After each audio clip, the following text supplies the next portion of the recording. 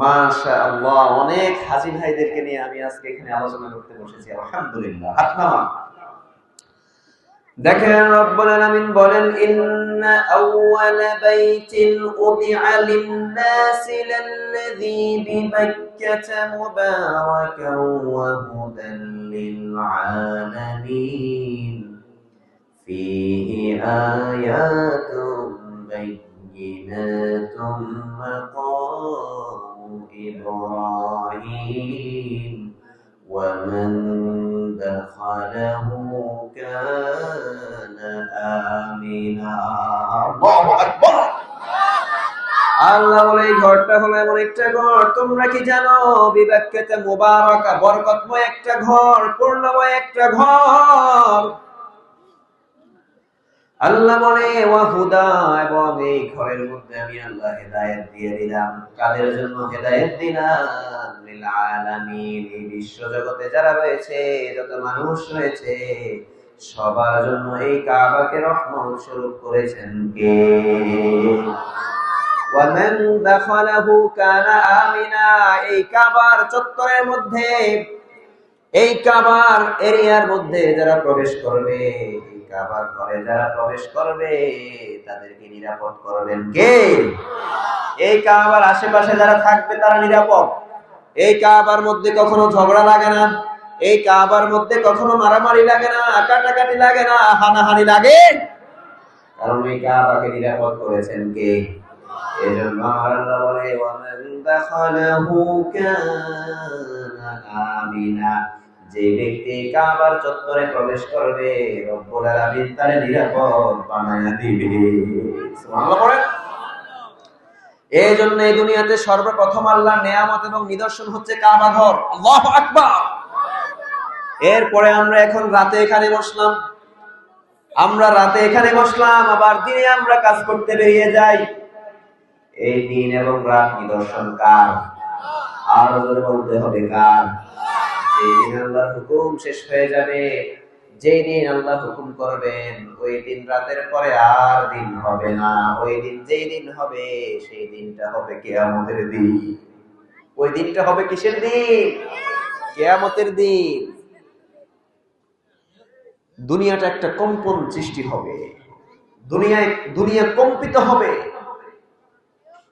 কোন এক শুক্রবারে হারিয়ে যাবে এই দুনিয়া, হারিয়ে যাবেন আপনি, হারিয়ে যাব আমি, কেউ থাকবো না আমরা। কথা বলেন। এই কিছুদিন আগে লাড়া দিছে না? এদিকে দিছে। ওই দিনটা কোন দিন ছিল? শুক্রবার। যেই দিন কিয়ামত হবে, ওই দিনটাও হবে শুক্রবার। তার মানে কোন এক শুক্রবারে এরকম একটা ঝাঁকুনি দিয়ে হারিয়ে ফেলবেন আল্লাহ আমাদেরকে পৃথিবী থেকে। কিসের এত মায়া, কিসের এত অহংকার, কিসের এত দাম্ভিকতা?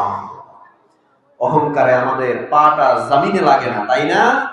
এত অহংকার আমাদের, সম্পদের অহংকার, ক্ষমতার অহংকার, অর্থের অহংকার, বড়ত্বের অহংকার, সব অহংকার আমাদেরকে ঘিরে ধরেছে। এই জন্য আল্লাহ বলে ওয়ালা তামশি ফিল আরদি মারহা, বুক ফুলায়া জমিনের মধ্যে চলবা না, উপরের দিকে তাকিয়ে চলবা। সব সময় মাটির দিকে তাকায়া চলবা। কোন দিকে? মাটির দিকে। মাটির মানুষ হয়ে যান। আমরা সৃষ্টি হয়েছি কোত্থেকে? মাটি থেকে। আবার কোন দিকে ফিরে যাব? মাটির দিকে। মিনহা খালাকনাকুম ওয়া ফিহা নুঈদুকুম ওয়া মিনহা নুখরিজুকুম তারাতান উখরা। এটা কি কোরআনের আয়াত না? কোরআনের আয়াত। এই মাটি থেকে আমরা আসছি, আবার এই মাটির দিকে আমরা চলে যাব, আবার এই মাটি থেকেই আল্লাহ আমাদেরকে আবার তৈরি করবে। এই জন্য আমাদেরকে মাটির মানুষ হতে হবে। গরম মানুষ হওয়া যাবে না, হতে হবে নরম মানুষ। নরম দিলের মানুষ হন। বিশ্বনবী বলতেন, আল্লাহুম্মা জাআলনি শাকুরা ওয়াজআলনি সাবুরা ওয়াজআলনি ফি আইনি সাগীরা ওয়া ফি আয়ুনিন নাসি কাবীরা। আল্লাহ, আপনি আমারে সবরকারী বানান, আপনি আমারে ধৈর্যশীল বানান, আপনি আমারে কৃতজ্ঞতা প্রকাশকারী বান্দা বানান, আমার চোখে আমারে ছোট বানান, আর মানুষের চোখে আপনি আমারে বড় বানায়া দেন। কিন্তু আমাদের অবস্থাটা হলো এমন, আমরা নিজে বড়।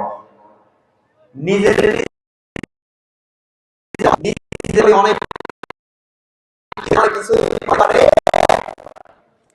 বিশ্বনবী কত চমৎকার দোয়া করতেন, আল্লাহুম্মা জাআলনি শাকুরা ওয়াজআলনি সাবুরা ওয়াজআলনি ফি আইনি সাগীরা। আল্লাহ আমার অন্তরে অহংকার দিয়েন না, আমার অন্তরে অহংকার দিয়েন না, আমারে মাটির মানুষ বানান, আমার চোখকে আমারে ছোট বানায়া দেন। এমন মানুষ আমাদের সমাজে আছে যাদেরকে সালাম দিলে মুখ খারাপ করে, মন খারাপ করে। সালাম দিলে মনে হয় যেন তার মনটা কেমন জানি হয়ে গেছে। সালাম দিলে ঠিক মতো সালাম নেয় না। আমি তারে সালাম দিছি, সালামের জবাবটা দিল কিনা এইটা আমি ঠিক মতো বুঝি না। কি এমন মানুষ কি আছে না নাই? সালাম দিছি কিন্তু সালাম লইছে কিনা এটা আমি বুঝতে পারি না। এমন মানুষ কি আছে না নাই? অহংকার, দাম্ভিকতা। আবার এমন মানুষ রয়েছে যারা ছোট শ্রেণীর মানুষের সাথে চলাফেরা করতে পারে না। সমাজের গরিব মানুষ যারা, সম্পদহীন মানুষ যারা, তাদের সাথে কথাও বলতে চায় না। এমন মানুষও আছে না নাই? আর বলতে হবে আছে না নাই? কিন্তু আমাদেরকে সম্পদ দেয় যিনি, চিল্লায়া বলতে হবে তিনি কে। আবার আমাদেরকে গরিব বানায় যিনি, তিনি কে? আমাদেরকে সম্পদ দেয় আল্লাহ, আবার সম্পদ ছিনিয়ে নেয় আল্লাহ। বিয়াদিহিল খায়র, সব কল্যাণের মালিক কে? আর বলতে হবে কে? আল্লাহ যদি চায় আপনার থেকে সব ছিনিয়ে নিতে পারে, আবার আল্লাহ যদি চায় আপনার পথের ফকির করে দিতে পারে। পারে কি পারে না? 1000 কোটি টাকার মালিক ছিল, এখন কিছু নাই, আছে না নাই? আবার এখন এক সময় কিছুই ছিল না, কিন্তু এখন শিল্পপতি আছে না নাই? তার মানে অহংকার করা যাবে না, বড়াই করা যাবে না। সম্পদ দেয় যিনি, সম্পদ নেয় যিনি, তিনি কে? আরো জোরে বলতে হবে তিনি কে? এজন্য অহংকার করা যায় না। আরো জোরে বলেন, অহংকার করা যাবে। আমরা সবাই মাটির মানুষ হয়ে থাকবো, কাঁধে কাঁধ মিলাবো যখন আমরা নামাজের মধ্যে দাঁড়িয়ে যাই। যখন আমরা নামাজের মধ্যে দাঁড়িয়ে যাই, খেয়াল করবে আমরা কে ধনী কে গরিব এত কিছু কি আমরা তাকাই? কথা বলেন। বড় লোকের পাশ দিয়ে ছোট লোক দাঁড়ায়, ধনীর পাশে দিয়ে গরিব দাঁড়ায়, কাঁধে কাঁধ মিলাই, পায়ের গোড়ালির সাথে গোড়ালি মিলাই, কত চমৎকার করে আমাদের একটা মিল বন্ধন হয়ে যায়। এজন্য সালাত হচ্ছে সামাজিক ইবাদত। সালাত কোন ইবাদত? সামাজিক ইবাদত। বৈষম্য থাকে না। সুবহানাল্লাহ পড়বেন না? এজন্য অহংকার করে চলা যাবে না, এটা আল্লাহর নিদর্শন নয়, আল্লাহ এটা নিষেধ করেছেন। অহংকার করতে নিষেধ করেছেন কে? আর জোরে বলতে হবে কে? তার মানে যেখানে সর্বপ্রথম সালাত শুরু হয়েছে মুসলমানদের জন্য সেটা হচ্ছে কাবা। বিশ্বনবী যেখানে সালাত শুরু করেছেন সেটা হচ্ছে কাবা। সুবহানাল্লাহ পড়বেন না? তার মানে কাবা হচ্ছে সর্বপ্রথম নিদর্শন। আল্লাহর যত